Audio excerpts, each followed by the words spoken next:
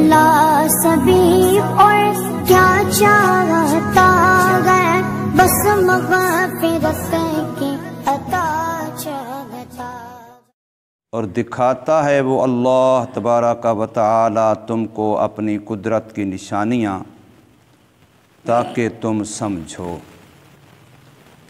سورہ البقرہ کی آیت نمبر 72 اور 73 یہ دو آپ حضرات کے سامنے پڑھی اور ترجمہ کیا ہے۔ اس میں اللہ تبارک و تعالی نے اس گائے والے واقعے کا بالکل ابتدا اور بالکل انتہا ان دونوں کو بیان فرمایا کہ جب بھتیجے نے چچے کو قتل کر دیا اور پھر خود مدعی بن گیا کہ میرے چچے کا قاتل مجھے چاہیے، دیت مجھے چاہیے، اگر قاتل نہ ملے تو حکومت مجھے دیت ادا کرے، وہ گویا لالچ میں پڑ گیا تھا۔ لالچ کتنی بری بلا ہے کہ جس کی وجہ سے اپنے سکے چچے کو قتل کر دیا، اور نقصان یہ ہوا کہ لالچ پوری نہیں ہوئی اور مال نہیں ملا، بلکہ الٹا مسئلہ ہے کہ قاتل مقتول کی وراثت سے محروم ہوتا ہے۔ اللہ نہ کرے کوئی بیٹا اپنے باپ کو قتل کر دیتا ہے تو اب اس باپ کی وراثت میں اس کا حصہ نہیں ہے۔ کوئی بھائی اپنے بھائی کو قتل کر دیتا ہے تو اب اس بھائی کی وراثت میں اس قتل کرنے والے بھائی کا حصہ نہیں ہے۔ تو اس نے تو اس امید پہ اس لالچ میں کیا تھا کہ ساری دولت بھی چچے والی میرے پاس آ جائے گی، اور جو اس کی بیٹی ہے میری کزن چچا زاد بہن وہ بھی میرے محتاط ہو جائے گی، اس سے بھی میں نکاح کر لوں گا، وہ دولت بھی کہیں اور نہیں جائے گی، اور الٹا کے چچے کے قتل کی دیت بھی حکومت سے یا کسی سے لے لوں گا تو وہ بھی پیسے مجھے مل جائیں گے۔ اس کے ذہن میں یہ تین فائدے تھے، زن بھی مل جائے گی یعنی عورت، چچے والی وراثت و جائیداد بھی مل جائے گی، اور ساتھ یہ کہ دیت والے پیسے بھی۔ میں نے اگلے دن عرض کیا کہ دیت ایک انسان کی جو شریعت اسلامیہ کے اندر ہے وہ ہے 100 اونٹ۔ اب 100 اونٹ کی آج قیمت لگائیں، 3 لاکھ کا کم از کم درمیانہ اونٹ 3 لاکھ کا اگر لگا لیں تو اس طریقے سے 3 کروڑ روپے بنتے ہیں دیت۔ بے شک اس کی ادائیگی کی صورتیں شریعت نے آسان رکھی ہیں، ادائیگی اس کی مشکل نہیں ہے، اس لیے کہ نمبر 1 قسطوں میں ہوتی ہے، نمبر 2 اکیلے قاتل پر نہیں ہوتی، اس کی پوری برادری پر شریعت تقسیم کرتی ہے، کیونکہ بندہ جب بھی کوئی جرم بھی کرتا ہے تو پیچھے برادری کی سپورٹ میں کرتا ہے، تو اس وجہ سے پھر اس کی جو سزا ہے وہ بھی تقسیم کر دی جاتی ہے۔ تو ایک انسان کی کتنی بڑی قیمت ہے اللہ کے ہاں، یہ ایک انگلی ہماری، ایک انگلی، اس ایک انگلی کی دیت ہے 10 اونٹ۔ اگر کوئی کسی کی انگلی جان بوجھ کے کاٹ دیتا ہے تو اس کی دیت ہے 10 اونٹ۔ اب 10 اونٹ کے کتنے پیسے بنیں گے؟ 30 لاکھ روپے۔ 30 لاکھ روپے کی آپ کی ایک انگلی ہے۔ اب بھی ہم کہتے ہیں ہم غریب ہیں، یعنی اللہ نے ہمیں جو دیا ہے اس کا اندازہ تو لگائیں، ایک آنکھ کتنا قیمتی ہے۔ انسان کے وجود کے 360 حصے ہیں، ہر حصے میں کروڑوں روپے ہیں، اور ہمیں اللہ نے مفت میں دیے، ہم نے مانگے بھی نہیں تھے، ماں کے پیٹ میں کوئی درخواست بھی نہیں کی تھی، بن مانگے اس اللہ نے دیے۔ تو اگر ہم اللہ سے مانگیں اور مخلصانہ مانگیں تو پھر رب کی رحمت کے دروازے کیسے کھلیں گے؟ اس بندے نے یہ لالچ کی تو لالچ کا انجام کیا ہوا کہ چچے کی وراثت سے بھی محروم، دیت سے محروم، الٹا اسی پر پڑ گئی۔ قاتل جو یہ خود ہوا الٹا اسی پر پڑ گئی، اور بچی کو کتنا نفرت ہوئی ہوگی کہ میرے باپ کو اس نے قتل کر دیا، تو وہ اس کے ساتھ زندگی گزارنے پر کہاں راضی ہو سکتی ہے؟ تو تینوں چیزوں سے محروم ہو گیا۔ وجہ کیا بنی؟ لالچ۔ اس لیے کہا گیا لالچ حرام ہے، انسان کی لالچی طبیعت یہ انسان کو ہمیشہ نقصان دیتی ہے۔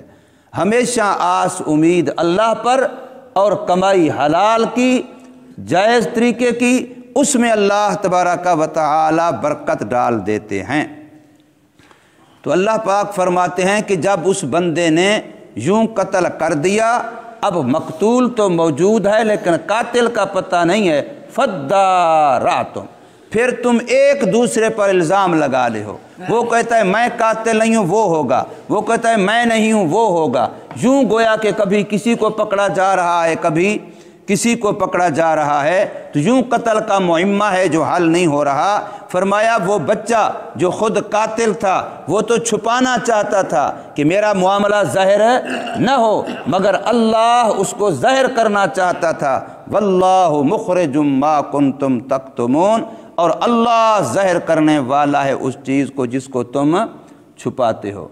آج ہم اپنے گریبان میں اگر جھانکیں تو ہم کتنے عیب اور کتنے گناہ چھپا کے بیٹھے ہیں۔ میرے باپ کو پتہ نہیں ہے، میرے دوست کو پتہ نہیں ہے، میری اولاد کو پتہ نہیں ہے، میری بیوی کو پتہ نہیں ہے، میرے فلاں کو پتہ نہیں ہے، لیکن کب تک پتہ نہیں ہے؟ ایک وقت آنے والا ہے جب اللہ تبارک و تعالی حساب کتاب کے لیے کھڑا کریں گے، تو اس وقت جو انسان بھی اس کا نامہ اعمال سامنے آئے گا بالکل ایسے پوری انسانیت کے سامنے آئے گا جیسے ابھی سورج نکلے گا، ساری دنیا دیکھے گی، کوئی یہ نہیں کہے گا آگے سے ہٹ جا مجھے بھی دیکھنے دے، مجھے نظر نہیں آ رہا، کسی کو یوں کہنے کی ضرورت نہیں ہوگی۔ ساری کائنات میں اربوں کھربوں جتنے انسان ہیں بیک وقت دیکھ رہے ہوں، سارے دیکھ رہے ہوں گے، چاند کو ہو یا سورج کو ہو، کسی کے سامنے کوئی رکاوٹ نہیں بنے گا۔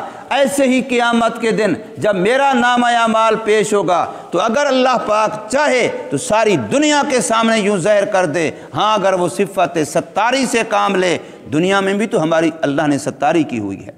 میں یہ سمجھتا ہوں شاید میں کوئی بہت اچھا ہوں اس لیے لوگ میری عزت کر رہے ہیں، قطعاً ایسا نہیں ہے، لوگ عزت کر رہے ہیں کہ اللہ نے میرے اوپر ستاری کی چادر ڈالی ہوئی ہے، وہ تو اس اللہ کے پردے کی عزت کی جا رہی ہے۔ ورنہ اگر میری حقیقت کھل جائے، اگر میری حقیقت کھل جائے تو پھر پتہ نہیں میرے ساتھ کیا ہوگا۔ ہمارے مولانا اللہ وسایہ صاحب ہیں، آپ لوگ میں سے کئی نے نام سنا ہوگا، شہین ختم نبوت کے نام سے ان کو کہتے ہیں، عالمی مجلس تحفظ ختم نبوت میں کام کرتے ہیں شروع سے ہی۔ مولانا اللہ وسایہ صاحب دامت برکاتہ بہت بڑے آدمی ہیں۔ ڈیرہ غازی خان میں طالب علم تھا اس زمانے میں، ایک بندے نے مرزائیوں کے حق میں بیان دیا، مرزائیوں کے حق میں، تھا دنیا دار، نواب تھا، سردار تھا، تو وہاں پھر جلسہ کیا تو مولانا نے یہ فرمایا، مولانا اللہ وسایہ صاحب نے، کہ میں شریف باپ کا شریف بیٹا ہوں، اگر تیری میں حقیقت آشکارا کر دوں سردار صاحب تو کوئی شریف آدمی تیرے منہ پہ تھوکنا بھی گوارا نہیں کرے گا۔ یہ جو ہمارے منہ پہ لوگ نہیں تھوکتے تو ہمارا لوگوں کی ہماری حقیقت کا پتہ نہیں ہے۔ اگر میرے اندر کے عیب سارے ظاہر ہو جائیں، کسی اور کے ہو جائیں، دوسرے ہر بندہ اپنے دل میں سوچے تو پھر ہمارا کیا ہوگا؟ ہمارا جو پردہ رکھا ہوا ہے یہ تو اللہ کی صفت ستاری ہے، اس لیے کبھی بھی کوئی بندہ میری تعریف کرے مجھے عجب میں نہیں آنا چاہیے، مجھے اپنے آپ کو بڑا نہیں سمجھ لینا چاہیے کہ لوگ جو تعریف کر رہے ہیں، واہ واہ کر رہے ہیں تو واقعی میں کوئی واہ واہ کے قابل ہوں، بلکہ مجھے فوراً خیال کرنا چاہیے کہ یہ جو تعریف اور واہ واہ ہو رہی ہے یہ میرے اللہ کی صفت ستاری کی ہو رہی ہے۔ میں تو کیا ہوں؟ میری چمڑی کے نیچے خون ہے تو وہ بھی پلید، میرے نیچے اگر یہاں کیا ہے فیکٹری لگی ہوئی ہے پیشاب اور پاخانے کی، میں کھاتا کتنی اچھی غذائیں ہوں اور اندر جا کے بند کیا جاتی ہیں، میں پیتا کتنا اچھی چیزیں ہوں لیکن اندر جا کے بند کیا جاتی ہیں، میرے اندر تو فیکٹری لگی ہوئی ہے گندگی بنانے کی۔ میں اپنے آپ کو کیا سمجھے ہوئے ہوں؟ دوسرا تیسرا اپنے آپ کو کیا سمجھے ہوئے ہے؟ اس لیے فرمایا من عارف نفس فقد عارف ربا، بندہ اپنے آپ کو پہچان لے گا تو رب کو پہچانے گا۔ اتنا گندا، اتنا پلید اور وہ اتنا پاک، تو اس لیے انسان کو یہ ہمیشہ سوچنا چاہیے کہ میں جو چھپا رہا ہوں کب تک چھپاؤں گا؟ میرا اللہ اگر چاہے تو قیامت کے دن سب کے سامنے ننگا کر کے کھڑا کر دے، پھر کیا کریں گے؟ हमेशा अल्लाह तबारक व तआला से सिफ़त सत्तारी की दुआ करते रहना चाहिए। वस्तुर उजूबना, आय अल्लाह हमारे ऐबों पे पर्दा फरमा। जैसे तूने अभी फरमाया हुआ है ऐसे ही क़यामत में, कब्र में, आखिरत के मरहल में भी हमारे ऐबों पर पर्दा फरमा।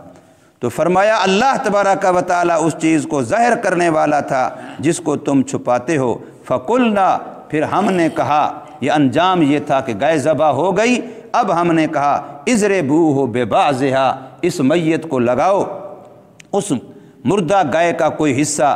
बाज़ हदीसों में रिवायतों में आता है कि ज़ुबान उसकी लगाई, गाय की ज़ुबान काट के वो लगाई उस मैयत को।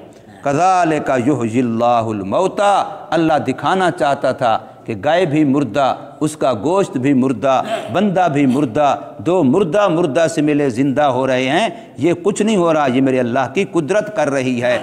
जैसे अब ये तुम्हारे आंखों के सामने हुआ, ऐसे जो लोग समझते हैं मर गए तो मिट्टी हो गए, कीड़े खा जाएंगे, मकोड़े खा जाएंगे, मिट्टी में मिट्टी हो जाएंगे, फिर मिट्टी से पत्नी क्या चीज़ें बन जाएंगी, कैसे अल्लाह बनाएगा। हिंदू समझते हैं कि हमने जला दिया, जलाने के बाद राख को गंगा में बहा दिया और कुछ को खाक में उड़ा दिया, बस अब कौन पैदा कर सकता है। तो मेरा अल्लाह जिसने पहली दफ़ा हमें पैदा किया उसके लिए दोबारा बनाना कौन सा मुश्किल है। अल्लाह फरमाते हैं सारी कायनात को बनाना और एक इंसान को बनाना मेरे लिए बराबर है। ना मेरे लिए ये मुश्किल है, ना मेरे लिए सारी कायनात को दोबारा बनाना मुश्किल है। युहयिल्लाहुल मौता, ऐसे ही अल्लाह मुर्दों को ज़िंदा करेगा। हज़रत इब्राहीम अलैहिस्सलातु वस्सलाम ने इत्मीनान क़ल्बी के लिए सवाल किया तो अल्लाह ने फरमाया 4 परिंदे अपने आदी बनाओ, पालतू बनाओ, उनको अपने साथ मानूस करो, हर एक का नाम रखो, जिसके नाम पे बुलाओ वही दौड़ता उड़ता हुआ आपके कदमों में आ जाए। जब ये तुम्हारे साथ यूं मानूस हो जाएं, अब उन चारों को ज़बा करो, परों हड्डियों समेत उनका कीमा बना दो और उसको आपस में मिला दो, खल्त मल्त कर दो, बिल्कुल हड्डी से हड्डी, बोटी सब कुछ कीमा बन जाए और आपस में मिला दो। फिर उसमें से एक हिस्सा उस पहाड़ की चोटी पे रखो, एक उस पे, यूं 4 जगहों पे रखो, फिर एक एक का नाम लो, देखो कैसे अल्लाह ज़िंदा करके तुम्हारे कदमों में पहुंचाता है। तो जैसे ये परिंदे ज़िंदा होके आएंगे ऐसे मेरा अल्लाह मुर्दों को ज़िंदा करेगा। ये अकीदा पक्का ठक्का है, इसमें किसी किस्म के शक और शुबे की गुंजाइश नहीं है। तो फरमाया कज़ालिका, ऐसे ही युहयिल्लाहुल मौता, ज़िंदा करेगा अल्लाह मुर्दों को। और अल्लाह का कोई फ़ेल अबस नहीं होता, बेकार बेफ़ायदा नहीं होता। अल्लाह जब ज़िंदा करेगा तो उसमें भी हिकमत और फ़ायदा वो यही है ताकि नेक को नेकी का बदला दिया जाए और बुरे को बदी की सज़ा दी जाए। उसमें फ़ैसला मकसूद है, इनाम व इकराम मकसूद है। तो आखरत के तमाम मराहिल पर यकीन रखना ये फ़र्ज़ के दर्जे में है। और फरमाया दूसरा फ़ायदा ये है व युरीकुम आयातिही, अल्लाह तुम्हें अपनी कुदरत की निशानियाँ दिखाता है कि अल्लाह कादिर है, अल्लाह कुदरत वाला है, अल्लाह जो चाहे जिस वक़्त चाहे जहाँ चाहे वो कर सकता है। लअल्लकुम ताक़िलून, ताकि तुम अक़ल से काम लो, तुम समझो कि अल्लाह की ज़ात क्या है, अल्लाह की कुदरत क्या है, उसकी सिफ़ात क्या हैं, और तुम फिर उस पर ईमान लो। आमनतु बिल्लाहि कमा हुवा बिअस्माइही व सिफ़ातिही, हम अल्लाह को मानते हैं, अल्लाह पर हमारा यकीन है, ईमान है। वो अल्लाह अपने नामों समेत, अपनी सिफ़ातों समेत जैसे है वैसा हम मानते हैं। तो फरमाया लअल्लकुम ताक़िलून, ये अक़ल बहुत बड़ी अल्लाह की नेमत है। अक़ल ही तो इंसान को हराम व हलाल बतलाता है, अक़ल से तो नफ़े नुकसान का पता चलता है, अक़ल से ही सही गलत का पता चलता है, अक़ल ही तो बहन बेटी माँ का फ़र्क बताता है। अगर अक़ल ना हो तो फिर क्या है? अक़ल ना हो तो बंदे को अपने घर का ही पता नहीं होता कि मेरा घर कौन सा है, मेरा भाई कौन है और मेरा अजनबी कौन है। अक़ल ही तो सब कुछ है। इसलिए अल्लाह ने मुकल्लफ़ और शरीयत की ज़िम्मेदारी का मदार अक़ल पर रखा है। जिसके पास अक़ल है उससे बाज़ पुरस होगी, वो शरीयत का ज़िम्मेदार है, और जिसके पास अक़ल नहीं है उससे क़यामत के दिन कोई बाज़ पुरस नहीं होगी। अल्लाह तबारक व तआला हमें समझ नसीब फरमाए, अमल की तौफ़ीक़।